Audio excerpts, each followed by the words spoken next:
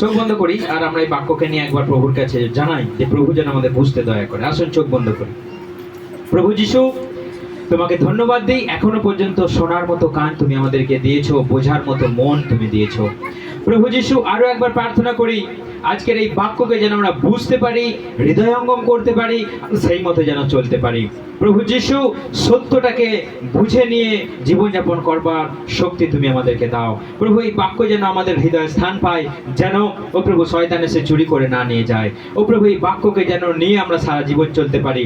প্রভু, তুমি আমাদের আরো সাহস দাও, আরো শক্তি দাও, সামর্থ্য দাও। প্রভু, তোমার গৌরব, তোমার মহিমা হোক। এই প্রার্থনা প্রভু যীশু খ্রিস্ট তোমার নামে চাই, আমেন। ঠিক আছে, আজকে আপনাদের কাছে 3টে অপশন থাকবে, তো সেইগুলো কার কি চাই আমি একটু দেখাই। কোথায় গেল আমার ব্যাগটা? ঠিক আছে, এটা কি বলেন তো সবাই? এটা একটা ওষুধ, এটা টাকা। ঠিক আছে, এটা ওষুধ, এটা টাকা। আর এইখানে আছে ধরুন যিশু। একটা বোর্ডটা থাকলে একটা লিখে দেখানো যেত। তো আপনাদের এটা এটা টাকা, এটা ওষুধ, আর যিশু পাশে আছে। ঠিক আছে, টাকা, ওষুধ আর যিশু। আপনাদের এই 3টের মধ্যে কাকে কিভাবে কখন চাই? হ্যাঁ, যিশুকে। যিশুকে চাই, এইটা চাই না, এইটা চাই না। হ্যাঁ, এইটা মাছের মুখ থেকে চলে আসবে। তাহলে এইটা, এইটা আর ঈশ্বর, যিশু, কোনটা গুরুত্বপূর্ণ আপনার কাছে সব থেকে বেশি? ঈশ্বর গুরুত্বপূর্ণ।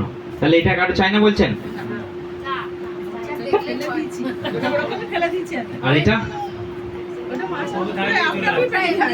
প্রভু থাকলে চলে আসবে, প্রভু সঙ্গে থাকলে চলে আসবে। ঠিক আছে, থাক আমার কাছে, এটা থাক, আরো আসুন। আমাদেরকে এই 3টে জিনিসই আমাদেরকে দরকার। কেউ বলতে পারবে না আমাদের কোনটা দরকার নেই। আমাদেরকে টাকা কতক্ষণ থাকবে আমাদের সঙ্গে? হ্যাঁ, কতক্ষণ? না, একে কত কত কত দিন পর্যন্ত দরকার আমাদের জীবনে? কোন সময় পর্যন্ত দরকার একে? যতদিন বাঁচবো ততদিন এটাকে দরকার। আর এটাকে কতদিন দরকার? হ্যাঁ, এইটাকে শ্মশানেও দরকার লাগবে। এটাকে শ্মশানেও লাগবে, মানে শেষ দিন। হ্যাঁ, ছ্যাঁচড়া খেতেও এটা লাগবে, মানে আপনার আপদ চুকাতে পর্যন্ত, শেষ দিন পর্যন্ত এইটা আছে। আর এইটা, এইটা আপনি চোখ বুঝা পর্যন্ত লাগবে। এইটা আপনার চোখ বুঝা পর্যন্ত, আপনার শেষ দিন পর্যন্ত, মৃত্যুর দিন পর্যন্ত এটা লাগবে। আপনি টপকে গেলে আর এটা লাগবে না, কিন্তু আপনি টপকে গেলেও আর একবার এটা কিন্তু লাগবে। এটা কিন্তু সত্যি কথা, কেউ এটাকে অগ্রাহ্য করতে পারবে না। অর্থাৎ এইটা আপনি টপকে গেলেও লাগবে, আর একবার লাগবে। আর এইটা আপনার চোখ বুঝা পর্যন্ত টপকাতেও এটা আপনাকে লাগবে। অর্থাৎ ওষুধ আমাদের দরকার আছে টপকানো পর্যন্ত। সেজন্য ওষুধ আছে, টাকা আছে, যেটা এখনকার জাগতিক দিক থেকে মানুষের কাছে একটা গুরুত্বপূর্ণ বিষয়। কেউ বলে ওষুধ ছাড়া আমার জীবন চলবে না। অনেক মানুষ আছে, আপনি শুনতে পাবেন যে ওষুধ তাদের জীবনের একটা পার্টনার, অঙ্গ হয়ে গেছে। ওষুধ ছাড়া তাদের জীবনে চলবে না। আর টাকা ছাড়া তো বাবা, টাকা চাই, টাকা চাই, বাঁচতে গেলে টাকা চাই, টাকায় সবকিছু। তাদের কাছে ভগবান টাকা। টাকাকে মানুষ দেখবেন ওই তিজুরিতে, টাকার যেখানে তিজুরি হয় না, সেটাকে দেখবেন ধূপ দেখায়। হ্যাঁ, টাকাকে সবসময় মানুষ কোথায় রাখতে চায়? মাথায়। কিন্তু আমার মাথায় কে আছে? আমার মাথার উপরে ঈশ্বর আছে। হালেলুয়া! আমার মাথার উপরে টাকা আমি রাখি না, আমার জীবনের প্রথম স্থানে ওষুধকে আমি রাখি না। এগুলো জীবনের চলতে গেলে কখনো কখনো প্রয়োজন হয়, কিন্তু যিশু আমার মাথার উপরে আছে। যিশু আমার প্রথম স্থান। যিশু আমার না তো শ্মশানে, যিশু আমার না তো শরীর খারাপে, যিশু আমার অনন্তকালীন সাথী। হালেলুয়া! সেই জন্য আমাদের এই তিনটে জিনিসের মধ্যে আমরা যদি যিশুকে প্রথম স্থানে রাখি, এই তিনটের অত গুরুত্ব থাকবে না। এটা সত্যি কথা, আমি বিশ্বাস করি আর না করি, এই তিনটে জিনিসের গুরুত্ব আমাদের জীবনে থাকবে না। কেউ যদি একে প্রথম স্থান দিয়ে দেয় তাহলে তার জন্য অনন্ত জীবন নাই। কেউ যদি একে যদি বলে আমার এটাই চাই, ঈশ্বর আমার চাই না, তাহলে তার জন্য নরক বা অনন্ত জীবন তার কাছেও নেই। অনেকজনা বলে টাকা আছে আমি ট্রিটমেন্ট করিয়ে নেবো, টাকা আছে আমি ওষুধ খেয়ে নেবো, টাকা আছে আমি অপারেশন করে নেবো, টাকা আছে আমি বিদেশে গিয়ে ট্রিটমেন্ট করাবো। কিন্তু এ কতক্ষণ হেল্প করবে আপনাকে? ক্যান্সার ধরে গেলে তখন ডাক্তার আর টাকা বলবে টাটা বাই বাই, তুমি কোথায় যাচ্ছ আমার আর দেখার দরকার নাই। এরা তোমাকে টাটা আর বাই বাই বলে তুমি এবার বুঝে খাও গা। কিন্তু যিশু যদি আমার সঙ্গে থাকে, এরা টাটা বলুক, এরা বাই বাই বলুক, এরা পাশে তুলে দিয়ে টেনে তুলে দিয়ে চলে আসো, আমি যিশুর সঙ্গে চলে যাবো। হালেলুয়া। কিন্তু যিশু নাই, এরা আপনাকে টাটা বলে ঠেঙিয়ে আপনাকে দিয়ে শ্মশানে দিয়ে চলে আসবে, আর এ আপনাকে পেটে পা দিয়ে আপনাকে প্রাণটা যখনই বেরিয়ে যাবে আপনার কাছ থেকে সরে চলে যাবে। ব্যাস, এবার আপনার কাছে কে আছে? শয়তান এসে বলবে হ্যাঁ সারা জীবন ওষুধ দিয়েছি আমি তোকে, সারাদিন টাকা টাকা, সারা বছর সারা জীবন টাকা টাকা করেছিস, এইবার মজাটা বুঝবি। আয় কোন টাকা কোন সোনা তোর গয়না তোকে এবার উদ্ধার করতে পারে নরক থেকে, এবার দেখবি। আয়। সেই জন্য যিশুই আমাদের মাস্টার, যিশুই আমাদের প্রভু, যিশুই আমাদের রক্ষাকর্তা। তাকে যদি আমরা ভালোবেসে আমাদের জীবন সঙ্গী করে শেষ দিন পর্যন্ত চলি, তাহলে আমরা ওষুধ খেলাম, আমাদের টাকা প্রয়োজন হলো, আমাদের সব কিছু নিয়েও আমার প্রাণ এখন তার সঙ্গে স্বর্গে যেতে পারে। হালেলুয়া। সেই জন্য আমাদেরকে টাকা আমাদের শেষ রক্ষা করতে পারে না, টাকা আমাদের কেবল শ্মশান পর্যন্ত যেতে পারে, এবং ওষুধ আমাদের মৃত্যু পর্যন্ত, কিন্তু ঈশ্বর অনন্তকাল পর্যন্ত।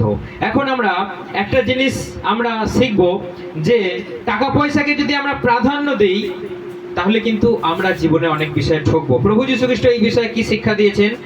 আমরা একটা বাইবেল বার করি, সবাই আমার সঙ্গে মথি 6 অধ্যায় বার করি। মথি 6 অধ্যায় তাড়াতাড়ি আমরা পড়ি, কারণ অনেক কটা ঈশ্বরের টাকা পয়সার বিষয়ে ঈশ্বরের বাক্য নিয়ে আমরা সেগুলোকে দেখব, তাহলে আমরা বুঝতে পারবো। মথি 6 অধ্যায় 19 থেকে। কেউ একজন? হ্যাঁ হ্যাঁ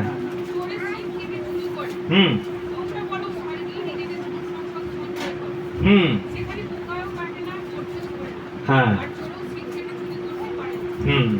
হালেলুয়া। অর্থাৎ যেখানে তোমার ধন সেখানেই তোমার মন। তার মানে তোমার ওই তিজুরির দিকেই মন থাকবে, যেখানে তোমার লকার সেখানেই তোমার মন থাকবে, ঈশ্বরের দিকে তোমার মন থাকবে না। সেই জন্য টাকা পয়সা নয়, তুমি তোমার বিশ্বাসের সঙ্গে, ভালোবাসার সঙ্গে তুমি তোমার ধন দৌলত তুমি স্বর্গে সঞ্চয় করো, সেখানে তোমার জন্য একটু একটু করে জমা হচ্ছে। আপনি এই জগতে কেবল টাকা সঞ্চয় করছেন। কাউকে কোনো ভিখারিকে দান করেছেন, কাউকে একটা জামা দিয়েছেন, কারো অভাবে, কারো শীতে কেতা নাই দিয়েছেন, কারো বর্ষায় ছাতা নাই দিয়েছেন। আপনি যদি শীতে কাউকে কেতা দিয়েছেন, কাউকে একটা জামা দিয়েছেন, সোয়েটার কিনে দিয়েছেন, মানে আপনি স্বর্গে একটু একটু করে ধন সঞ্চয় করছেন। হালেলুয়া। এটা সত্যি কথা। সবাই বলবো পাস্টার খালি শেখাচ্ছে, যিশু খালি শেখাচ্ছে যে শুধু দান করো দান করো দান করো। এখানে তুমি দান করলে সেখানে তুমি সঞ্চয় করছো।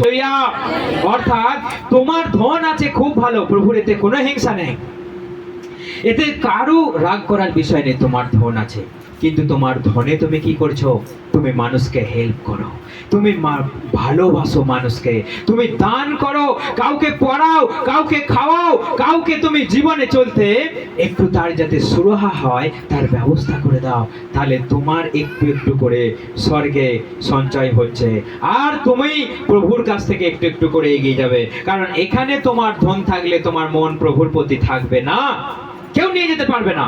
সেই জন্য তোমার মন যেন প্রভুর কাছে পড়ে থাকে, যেন প্রভুর কাছে যেতে পারে, এইটার ব্যবস্থা করো। টাকা টাকা টাকা টাকা টাকা করে, ওই যে বললাম আপনার শেষ ভোজে কাজে লাগবে। তারপর ভোজ করে এসে দেখবেন কাড়াকাড়ি লেগে গেছে, কে নেবে, কার কতটা ভাগ হবে, কে দেখেছে, কে শেষ পর্যন্ত দেখেছে, কাড়াকাড়ি। কেউ এই সমস্যা থেকে আপনাকে আটকাতে পারবে না। সেই জন্য টাকাকে টাকার মতো গুরুত্ব দিন। টাকা যদি আপনার মাথায় চড়ে বসেছে, টাকা যদি আপনার প্রথম স্থান হয়ে গেছে, টাকার উপরে যদি নির্ভর, টাকা আছে আমি করিয়ে নেব, কিন্তু রোগ ধরে গেলে টাকা টাটা করে দেবে, ডাক্তারের হাত তুলে দেবে, বলবে আপনার বাঁচার আয়ু মাত্র আর 2 ঘন্টা, আর 2 ঘন্টা। আমি একটা সাক্ষ্য বলেছিলাম, যখন কেরলে ছিলাম, তাকে ডাক্তার বললো আপনি আর বাঁচবেন না, তাকে ডাক্তার বললো আপনার বাঁচার আয়ু আর নেই, আপনার হাত পা ফুলে গেছে, আপনার সব শেষ। কিন্তু সে প্রভুর কাছে বলল, প্রভু আমাকে লাস্ট বারের মতো একটা সুযোগ তুমি দাও, লাস্ট বারের মতো তুমি আমাকে একটা সুযোগ দাও, আমাকে আর একটা বাঁচার সুযোগ দাও, আমাকে আরেকটু এই পৃথিবীটাকে উপভোগ করতে আমাকে দাও, আমাকে তোমার গৌরব করতে আর একটা সুযোগ দাও। এই প্রার্থনা করার সঙ্গে সঙ্গে তার গোটা ঘরটা একটা মেঘে আচ্ছন্ন হয়ে গেল, তার গোটা ঘরটা একটা মেঘে আচ্ছন্ন হয়ে গেল। সেই মেঘের মাঝখান থেকে একটা আওয়াজ আসছে, তুমি সুস্থ হয়ে গেলে। হালেলুয়া! এটা বানানো কথা নয়, এটা সাক্ষ্য, আমি স্বয়ং সেখানে শুনে এসেছি, দেখে এসেছি সেই ব্যক্তিকে।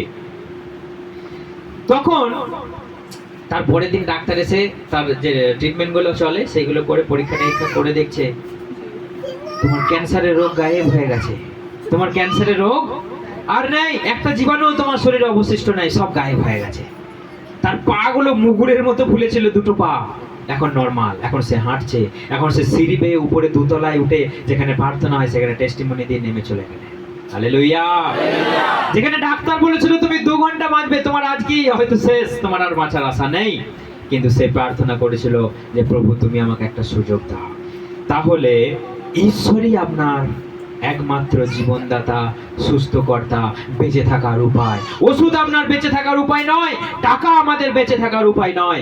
যিশুকে যদি আমি সঙ্গে রাখি, এই টাকা আপনার কাজে আসবে। যিশুকে যদি আমি সঙ্গে রাখি, এই ওষুধ আমার কাজে আসবে। আর যদি যিশুকে ফেলে দিয়ে বলি টাকাই আমার সব, এই টাকাও আজ কাজে আসবে না, এই ওষুধও কাজে আসবে না, আপনার জীবন ইতি। হালেলুয়া! সেই জন্য আমাদেরকে একটা জিনিসকে এখানে রাখতে হবে, প্রভু যীশু খ্রিস্ট বলেছে তুমি টাকা টাকা করো না, তুমি টাকা টাকা করো না। দেখুন একজন ব্যক্তিকে কি বলছে, আমরা 19 অধ্যায় বার করি, মথি 19 অধ্যায় বার করি। একজন ব্যক্তিকে কি বলছে প্রভু যীশু খ্রিস্ট, সব থেকে গুরুত্বপূর্ণ একটা বাক্য, মথি 19 অধ্যায় 23 থেকে কেউ একজন পড়ি। তখন তার শিষ্যদের বললেন, হ্যাঁ আমি তোমাদের সত্যিই বলছি, হ্যাঁ ধনীর পক্ষে স্বর্গের রাজ্যে প্রবেশ করা দুঃসহ। আবার তোমাদের বলছি, হ্যাঁ, স্বর্গরাজ্যে ধনী প্রবেশ করার চেয়েও সূচের ছিদ্রের পথে উটের প্রবেশ করা সহজ। অর্থাৎ একটা ধনীর মানে যার বিশাল অগাধ সম্পত্তি আছে তার পক্ষে স্বর্গে যাওয়া কেমন দুষ্কর ব্যাপার, বরং একটা ছুঁচ সুতোর ছিদ্র দিয়ে উট চলে গেলেও স্বর্গের মতো স্থানে একটা ধনীর যাওয়া অসম্ভব। কারণটা কি? কারণ তার টাকা পয়সায়, তার ধনে তাকে প্রভু থেকে বঞ্চিত করে রাখে, প্রভু থেকে তাকে দূরে সরিয়ে নিয়ে যায়, তার ব্যস্ততা, তার টাকা পয়সার চিন্তায় তাকে মগ্ন করে রাখে, আর সে প্রভুর রাজ্য থেকে, অনন্ত জীবন থেকে বঞ্চিত হয়। সেই জন্য সেই ধনী ব্যক্তিকে বলছে, সেই ধনী ব্যক্তি বলছে প্রভু কি করলে অনন্ত জীবন পাবো? প্রভু বলছে তুমি তো সবই জানো, চুরি করো না, ব্যভিচার করো না, ভালোবাসো, বাবা মাকে ভালোবাসো, প্রতিবেশীকে ভালোবাসো, এইসব করলেই তো তুমি স্বর্গে চলে যাবে। বলছে এইসব করে করে তো আমি বুড়ো হয়ে গেছি, এইসব করে করে তো সারা জীবন আসছে। তখন প্রভু বলছে আর একটা জিনিস তোমাকে করতে হবে, তোমার যা আছে সব বিক্রি করে গরিবদের দান করে দাও, তাহলেই তুমি অনন্ত জীবন পেয়ে যাবে। হালেলুয়া! কারণ প্রভু জানে এই সব আদেশ পালন করে আসছে। আদেশটাকে একই করছে, প্রভু যা যা বলেছে 10 আজ্ঞার মধ্যে সবকিছু পালন করে আসছে, পালন করে আসছে, পালন করে আসছে।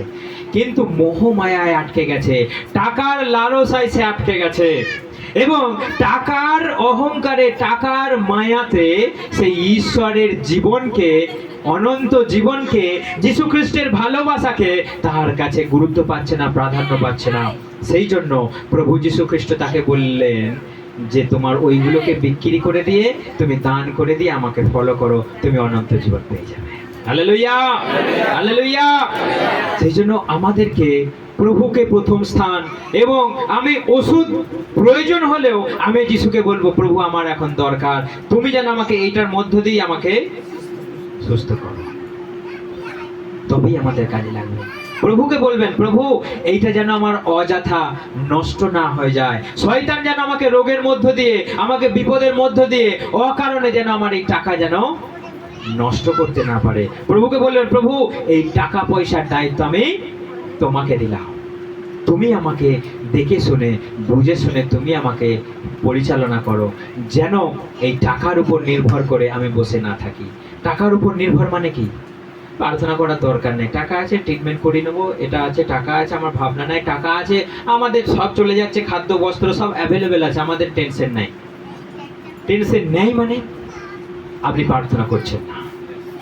আপনি টাকা থাকুক, টাকা আপনার বৃদ্ধি তখনই পাবে যখন আপনি টাকা থাকা সত্ত্বেও প্রভুকে বলবেন, প্রভু তুমি আমাকে সব কিছু জুগিয়ে দিয়েছো, তোমাকে ধন্যবাদ, তোমাকে ধন্যবাদ, আমার খাদ্য বস্ত্র, আমার টাকা পয়সা তুমি আমাকে যথেষ্ট দিয়েছো, তোমাকে ধন্যবাদ, আমার অভাব তুমি দূর করে দিয়েছো, তোমাকে ধন্যবাদ। প্রভু আমার সমস্ত দায়িত্ব তুমি নাও। আর যদি টাকা আছে বলে নিশ্চিন্তে ঘুমিয়ে পড়েন, আর মনে মনে ভাবেন যা টাকা আছে মোটামুটি এখন চলে যাবে আরামসে, অনেক হয়ে গেছে, এখন আর কোনো চাপ নেই, তখন প্রভুকে বলবে, মূর্খ একটা, টাকার উপর নির্ভর করছো, মূর্খ তুমি একটা। আজকে রাত্রে যদি তুমি আউট হয়ে যাও, স্ট্রোক হয়ে যায়, ফেল হয়ে যায়, ধকধকানিটা তোমার যদি আজকে রাত্রে বন্ধ হয়ে যায়, কে ওই টাকাগুলো তোমার এখন নেবে? সেই জন্য টাকা আছে বলে বিন্দাস ঘুমোতে যাচ্ছ না, প্রভুকে বলুন, প্রভু তোমাকে ধন্যবাদ যে তুমি আমাকে সারাটা দিন চালিয়েছো, এখন রাত্রে ঘুমোতে যাচ্ছি, তুমি আমার পাশে থাকো, তুমি আমার পাশে থাকো, যেন আমার এই নিদ্রা তোমাকে নিয়ে হয় এবং সুন্দর সকাল যেন আমি আবার দেখতে পাই। হালেলুয়া।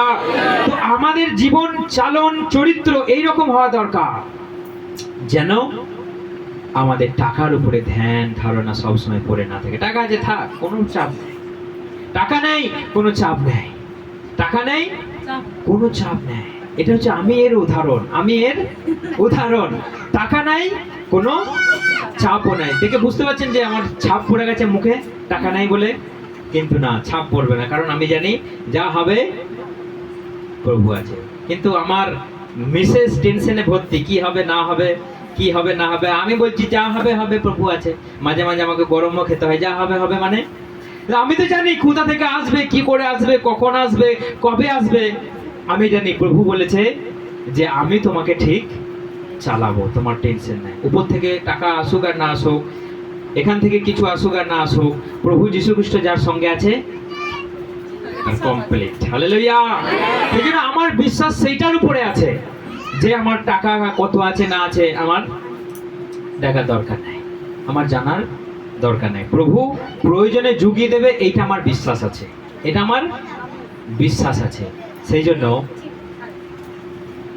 আমার মন, আমার প্রার্থনা যদি প্রভুর সঙ্গে থাকে, তাহলে আপনার অবশ্যই জুগিয়ে যাবে। প্রভু আপনাকে অভাবে আটকে যাবে না, প্রভু আপনার দরকারটাকে বঞ্চিত করবে না, আপনার সমস্ত প্রয়োজনীয় মিটিয়ে দেবে। হালেলুয়া। এটা আপনার বিশ্বাস। দ্বিতীয় আসছি আমি ওষুধ নিয়ে। ওষুধ যদি বলে, কেউ যদি বলে যে ওষুধ খাওয়া যাবে না, সে ভুল। কেউ যদি বলে, অনেক প্রার্থনা সভাতে শিক্ষা দেয়, আমার এত বিশ্বাস আছে ওষুধকে আমি ছুঁড়ে ফেলে দিয়েছি, না, এই কথাটাও ভুল। ওষুধ খাওয়া যাবে না এটা প্রভু ঈশ্বর কখনো বলেনি। প্রভু যীশু খ্রিস্ট বলেছেন যে অসুস্থের জন্য ডাক্তারের প্রয়োজন, সুস্থ লোকের ডাক্তারের প্রয়োজন নেই। সুস্থ লোকের আছে প্রয়োজন ডাক্তার, সেই জন্য কার ডাক্তারের প্রয়োজন আছে? অসুস্থ লোকের ডাক্তারের প্রয়োজন আছে। যদি ডাক্তার, যদি ওষুধ যদি প্রয়োজন না হতো, প্রভু যীশু খ্রিস্ট মুখে এই কথাটা বলতেন? আজকে অনেক প্রার্থনা সবাই বলে যে ওষুধ আমরা খাই না, তাহলে বিশ্বাস কিসে, তাহলে বিশ্বাস কিসে। যখন আমাদের এই যে ভজনের যে প্রার্থনা সভাগুলো চলে, আমেরিকার একটা যেখান থেকে শুরু হয়েছিল, সেখানে প্রভু যীশু খ্রিস্ট বলেছে না যে তুমি সাপকে তুমি তুলবে, হাতে করে তুলবে, সে তোমার হানি করবে না। তো সেখানে এইরকম তাদের কনসেপ্টে চলে যে তারা ওষুধও খায় না, আর ওই রকম সাপ ফাপকে ধরে ঘুরে বেড়ায়। প্রার্থনা চলছে, একটা সাপ বেরিয়েছে, বুড়া সাপ, চন্দ্রবোড়া, একটা মহিলা বলছে দেখবি ধরে আমি ফেলে দেবো, সে ধরে নিয়ে ফেলতে গেছে আর টুকুস করে তাকে দিয়ে দিয়েছে। বাড়ির লোক সবাই বলছে চলো তোমাকে আমরা হসপিটালে নিয়ে যাবো। বলছে না আমি হসপিটালে যাব না, না আমি হসপিটালে যাব না, আমি কোনো ওষুধ খাবো না। সে 6 ঘন্টার মধ্যে মরে গেল, 6 ঘন্টার মধ্যে মরে গেল। এখন বদনাম কার? এখন বদনাম কার? প্রভু যীশু খ্রিস্টের সেই প্রার্থনা সভার বদনাম, মানুষের পাস্টারের উপরে বদনাম যে কেন তোমাদের এই শিক্ষা। সেই জন্য ওষুধ খাওয়া যাবে না এই কথাটা পুরোপুরি ভুল। কারণ প্রভুই আমাদেরকে শিখিয়েছে যে কখনো কখনো ডাক্তারের প্রয়োজন আছে, কখনো কখনো ওষুধের আমাদের প্রয়োজন আছে। সব সময় ওষুধ আমার মাথায় আছে, এটাই ভুল। কারণ সব সময় ওষুধ ওষুধ নিয়ে আমাদের ঘোরাটাও ভুল। প্রথম প্রার্থনা কার? প্রভুর। দ্বিতীয় হচ্ছে আপনার ওষুধ। সেই জন্য যাদের এই কনসেপ্ট আছে যে ওষুধ খাওয়া যাবে না, ওষুধ খাওয়াটা অপরাধ, ওষুধ খাওয়াটা পাপ, ওষুধ খেলে আমাদের বিশ্বাসের দুর্বলতা প্রকাশ পায়, সেটা সম্পূর্ণ ভুল। সেই জন্য ওষুধ আমাদের প্রয়োজন আছে। অনেক মানুষকে এই শিক্ষা দেওয়া হয় ওষুধ খাওয়া যাবে না। সেই জন্য সেখান থেকে যদি আমরা সরে না যাই তাহলে আমাদের জীবনের বিপত্তি ঘনিয়ে আসবে। আপনার ফোন আছে, নেট আছে, একটু জয়েন করুন তো, এটা সুইচ অফ হয়ে যাবে, নাহলে বাকিরা আর কিছু শুনতে পাবে না। ওটা থেকে জয়েন করে নিন, নাহলে এটা সুইচ অফ হয়ে যাবে, আর চার্জ নাই। উইন্ডোটা থেকে জয়েন করি না তো। আমরা সবাই বাইবেল বার করি, লুক 10 অধ্যায় বার করি, লুক 10 অধ্যায় বার করি, 30 থেকে একজনাকেও পড়ি।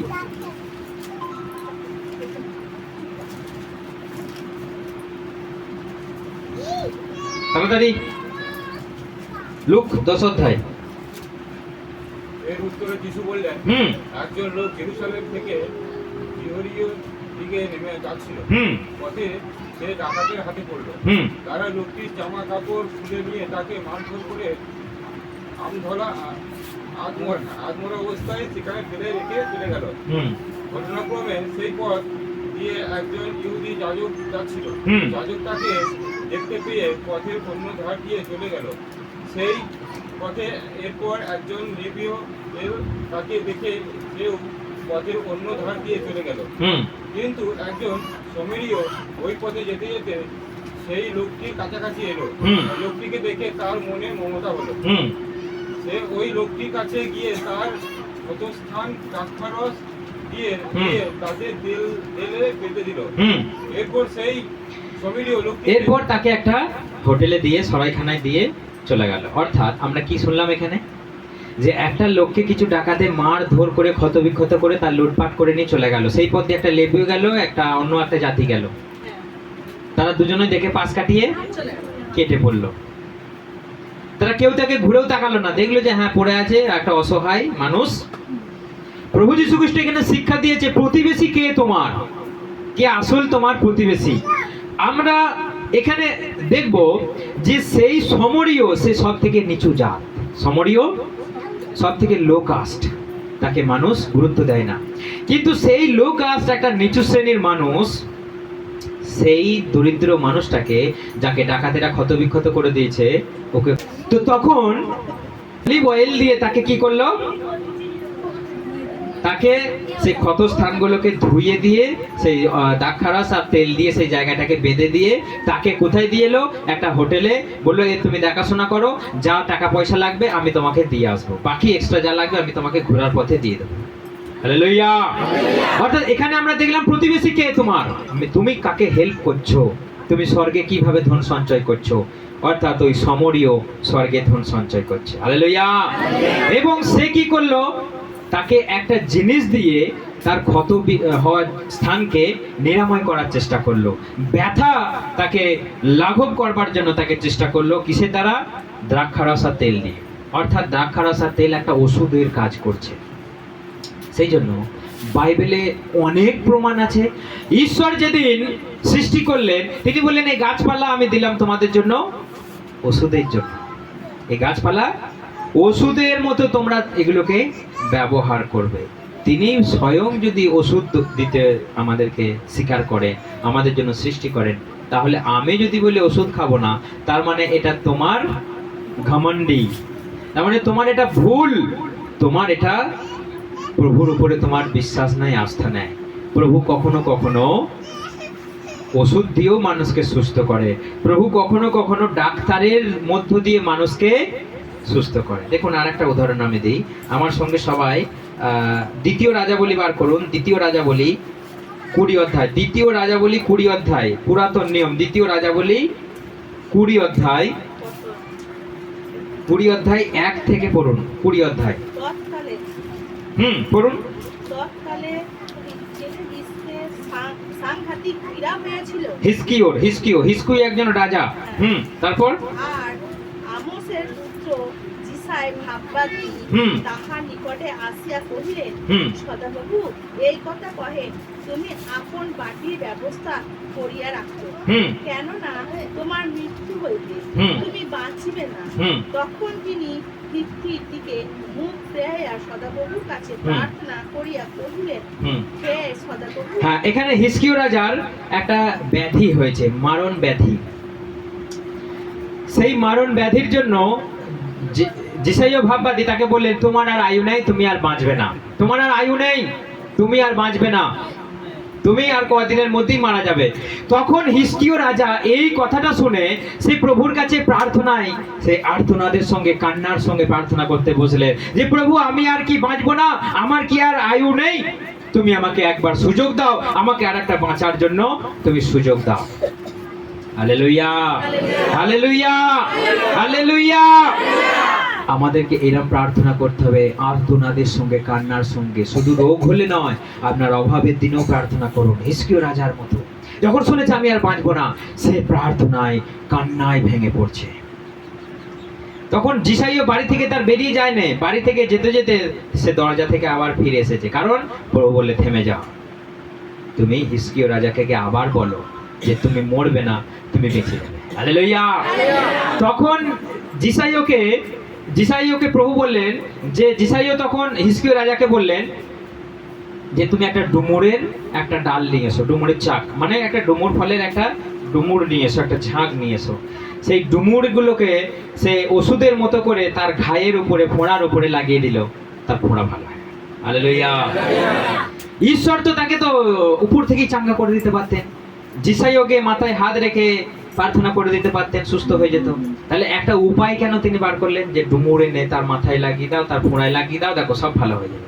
অর্থাৎ এটা একটা উপায়, অর্থাৎ তিনি এই উপায়েও আমাদের সুস্থ করতে পারেন, যে কোনো পৃথিবীর কোনো বস্তু নিয়ে ঔষধের মতো করে আমাদের ক্ষত, আমাদের রোগ, আমাদের ব্যাধি আউট হয়ে যাবে। হালেলুয়া। অর্থাৎ এখান থেকে আমরা বুঝতে পারি যে ওষুধ খাওয়া মানে পাপ নয়, ওষুধ খাওয়া মানে অপরাধ নয়, ওষুধ খাওয়া মানে আমার বিশ্বাসের দুর্বলতা নয়। সেই জন্য ওষুধ করবেন না, টাকা করবেন না, ফার্স্টে যিশু করুন, তারপর টাকা, তারপর ওষুধ। হালেলুয়া। সেই জন্য দেখুন ওষুধের বিষয়ে আরো অনেক গল্প আছে। প্রভু যীশু খ্রিস্ট একটা অন্ধকে সুস্থ করলেন। আমরা যদি পড়ি যোহন 9 অধ্যায়, একটা অন্ধকে প্রভু যীশু খ্রিস্ট থুতু দিয়ে কাদা করে তার চোখে লাগিয়ে দিলেন। প্রভু যীশু খ্রিস্ট তো বড়দিময়কে শুধু টাচ করে সুস্থ করে দিয়েছিল, কিন্তু একে কি উপায়ে সুস্থ করলেন? মাটিতে থুতু দিলেন, সেই মাটিটা কাদা করলেন, দিয়ে তার চোখে লাগিয়ে দিয়ে বললেন যাও তুমি পুকুরে ধুয়ে ফেলো। সে পুকুরে ধুয়ে ফেললো, তার চোখ পরিষ্কার হয়ে গেল। হালেলুয়া। অর্থাৎ তিনি আমাদেরকে জানেন যে কি উপায়ে, কিভাবে, কখন আমাদেরকে সুস্থ করতে তিনি পারেন। সেই জন্য আমাদের ঈশ্বরের উপরেই নির্ভর করতে হবে, ঈশ্বর আমাদের প্রথম স্থান। হালেলুয়া। জিসাইও বার করি আমরা সবাই, জিসাইও 41 অধ্যায়, জিসাইও 41 অধ্যায় 10। কারণ তিনিই আমাদের একমাত্র ঈশ্বর। তাকে ফেলে যদি আপনি ওষুধ করেন, তাকে ফেলে যদি আপনি টাকা গল্প করেন, রবিবারকে ফেলে যদি আপনি টাকার গল্পতে চলে যান, আপনি ঈশ্বরকে ফেলে যদি আপনি বিজনেস করেন, ঈশ্বরকে ফেলে যদি আপনি বন্ধু করেন, ঈশ্বরকে ফেলে যদি আপনি কাজ করেন, তাহলে কিন্তু আমাদেরকে ভাবতে হবে। জিসাইও 41 অধ্যায় 10। ভয় করিও না, কারণ আমি তোমার সঙ্গে আছি। হ্যাঁ, ব্যাকুল হইও না, কারণ আমি তো তোমার ঈশ্বর। আমি তোমাকে পরাক্রম দেব, আমি তোমার সাহায্য করিব। হ্যাঁ। আমি আপন ধর্মশীলতা দক্ষিণ হস্তের দ্বারা তোমাকে ধরিয়া রাখিব। হালেলুয়া। হালেলুয়া। আমি তোমাকে রক্ষা করব, আমি তোমাকে ধরে রাখবো। তুমি শুধু ব্যাকুল হও না, তুমি শুধু ভয় করো।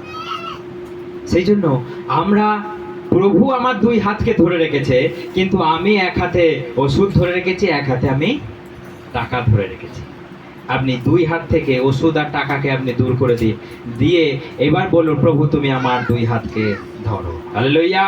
কারণ তিনি বলেছেন আমি তোমার দুই হাতকে ধরে রেখেছি। সবাই একটা জোরে হাত তালি দিন, একটা জোরে হাত তালি দিন, আরো জোরে, আরো জোরে, আরো জোরে। কারণ এই যে হাত তালি আমি দিচ্ছি, সেই হাত আমার ধরে রেখেছে। Yes or no?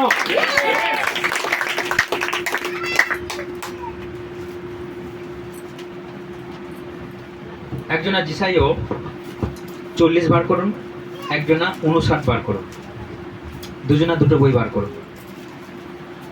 একজনা 40, একজনা 59। 40, 29 থেকে পড়ুন, কি লেখা আছে সেখানে? 40-29টা পড়বো? তিনি ক্লান্ত ব্যক্তিকে শক্তি দেন ও শক্তিহীন লোকের বল বৃদ্ধি করেন। দেখুন, তিনি ক্লান্ত ব্যক্তিকে কি দেন? তিনি বলেছেন ক্লান্ত ব্যক্তিকে আমি ওষুধ দেই। হ্যাঁ, কি দেন? তিনি শক্তি দেন। তিনি ওষুধের দ্বারা নয়, তার পাওয়ার, তার শক্তি দ্বারা তিনি কি দেন? শক্তি দেন। ক্লান্ত ব্যক্তিকে তিনি শক্তি দেন। তারপর পড়ুন। শক্তিহীন লোকেদের বল বৃদ্ধি করেন। তরুণেরা ক্লান্ত ও শান্ত হয়, যুবকেরা এটা সম্মিলিত কি লিখেছে এটা? সম্মিলিত হয় নাকি? তিনি ক্লান্ত ব্যক্তিকে শক্তি দেন, শক্তিহীন লোককে বল বৃদ্ধি করেন। তরুণেরা ক্লান্ত ও শান্ত হয়, যুবকেরা স্খলিত হয়, কিন্তু যাহারা সদা প্রভুর অপেক্ষা করে তারা উত্তর উত্তর উন্নত ও শক্তি পাবে। হালেলুয়া। অর্থাৎ যে যত শক্তিমানী হোক, যে যত বলবানী হোক, সবাই একদিন দুর্বল হবে, ক্লান্ত হয়ে যাবে। কিন্তু যে সদা প্রভুকে ডাকবে, তার বিনা ওষুধে, তার বিনা টাকাতে সে জীবন পেয়ে। হালেলুয়া। সেই জন্য দেখুন, সেই ব্যক্তিটা, তাকে টাকা সুস্থ করতে পারলো না, রোগও সুস্থ করতে পারলো না, কিন্তু সে বেঁচে গেল। কারণ এটাই হচ্ছে সদা প্রভু তোমাকে ফ্রিতে জীবন দিতে পারে, তোমাকে ফ্রিতে তোমাকে দীর্ঘায়ু করতে পারে, তোমাকে ফ্রিতে তোমাকে উপভোগ করাতে পারে, তোমাকে কোনো বিনিময়ে নয়। হালেলুয়া। এখন আমরা 59 পড়ি। 59।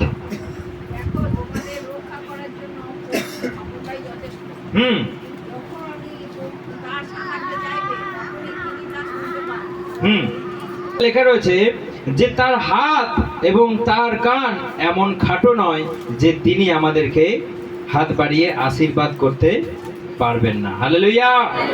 অর্থাৎ এখানে লেখা রয়েছে যে সদাপ্রভুর হস্ত এমন খাটো নয় এবং তিনি পরিত্রাণ করতে পারবে না, তার কান এমন ভারী নয় যে তিনি শুনতে পান না। অর্থাৎ কি? আপনি প্রার্থনা করলে তিনি শুনবেন, তার কান বদ্ধ নয়, ভারী নয়, এবং তার হাত আপনার কাছে বাড়াতে পারবে না, আপনার মাথায় রাখতে পারবে না, সেটা নয়।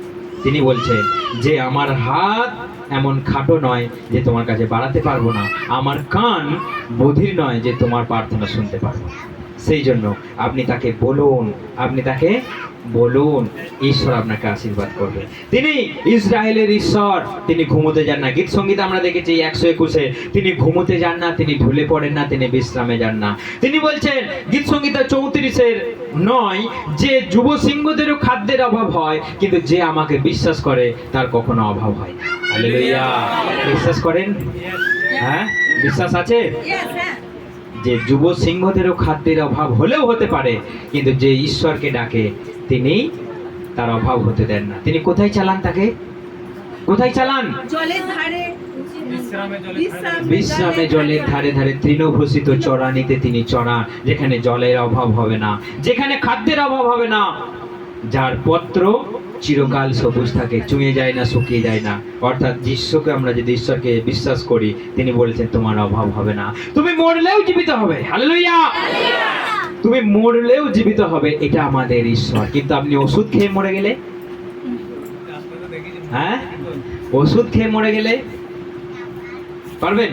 আচ্ছা, ওষুধ আপনি খেয়ে নিলেন, ঠিক আছে, আপনার ধরুন চোখের ব্যাধি, চোখের আপনার ছানি পড়েছে বা চোখ কাটিয়েছেন বা চোখের রোগ ধরে নিন, আপনি ওষুধ খেয়ে নিলেন। এই চোখ কি ওষুধটাকে দেখতে পাই? আপনি ধরুন খেয়ে নিলেন, কি করে কাজ করছে সেই বিষয়টাকে চোখ দেখতে পায়? হ্যাঁ, আপনার অজান্তে আপনি খেয়ে নিলেন, ঠকাস করে গিলে নিলেন একটা ট্যাবলেট, আপনার অজান্তেই দেখবেন চোখটা সুস্থ হয়ে গেছে। আপনি কিন্তু সেই বিষয়টা, সেই বস্তুটাকে আপনি কি দেখার চেষ্টা করেন? কি করে চোখটা, চোখের মধ্যেই তো আমি ভালো করার জন্য খেয়েছি, দেখি কি করে চোখটা আমার ভালো হয়, কেমন করে ভালো হয়, দেখি দেখি দেখি অপেক্ষায় থাকেন। কেউ জানার চেষ্টা করি যে কি করে হচ্ছে, কি করে হচ্ছে। ওষুধ খেয়ে নিলাম চোখের জন্য, কিন্তু চোখ কখন সুস্থ হয়ে যায় আমরা জানি না, আমরা এটা জানার চেষ্টাও করি না। কিন্তু যীশু খ্রিস্ট বলছে তুমি মরলেও জীবিত হবে। আমি ভাবছি এবার কি করে হবে, কবে হবে, কখন হবে, কবরে গেলে কি করে উঠে আসবো, মাটি ফুঁড়ে কি করে বেরিয়ে আসবো, পুড়িয়ে দিলে ঠেঙিয়ে দিলে আবার কি করে আবার জীবিত হব। আমরা 7-5 নানা কিছু ভাবতে ভাবতে ভাবতে ভাবতে ব্যতিগ্রস্ত। প্রভু বলছে যেমন চোখের নিরাময়, যেমন ওষুধ খেলে যেমন চোখের নিরাময় চোখই দেখতে পায় না, তাহলে তুমি যখন জীবিত হয়ে উঠবে তোমার অত ভাবার, অত বোঝার, অত দেখার দরকার নাই। তুমি আমাকে বিশ্বাস করো, তুমি মরলেও জীবিত হবে। Hallelujah, hallelujah. সেই জন্য আপনার কাছে প্রথম স্থান কি? আজকে আপনি ডিসিশন নিন, ওষুধ, টাকা না প্রভু যীশু খ্রিস্ট। সেটা আপনি মাথায় করে নিয়ে সারা জীবন চলার চেষ্টা করুন। আপনার জীবনে মঙ্গল হবে, আপনার জীবন আশীর্বাদে পূর্ণ হবে, ঈশ্বর আপনার পথকে ক্লিয়ার করবে। হালেলুয়া। তাহলে আপনার কাছে প্রথম স্থান কি? বাইবেল। অর্থাৎ আপনি আজকে সিদ্ধান্ত নিন। আসুন আমরা সবাই প্রার্থনা করি, ঈশ্বর এই বাক্যের মধ্য দিয়ে সকলকে আশীর্বাদ করুক, আশীর্বাদ করুক। প্রার্থনা করি। আমেন। প্রভু, আমরা জানি তুমি সর্বশক্তিমান, তুমি সর্বজ্ঞানী, সর্বব্যাপী। আমাদের হাত ধরেছো তুমি, আমাদের প্রতিশ্রুতি দিয়েছো তুমি। তাই তোমার নাম, তোমার কার্য, তোমার বাক্য যতদিন আকাশ আছে, যতদিন পৃথিবী আছে, কখনো ব্যর্থ হবে না, মাটিতে পড়বে না।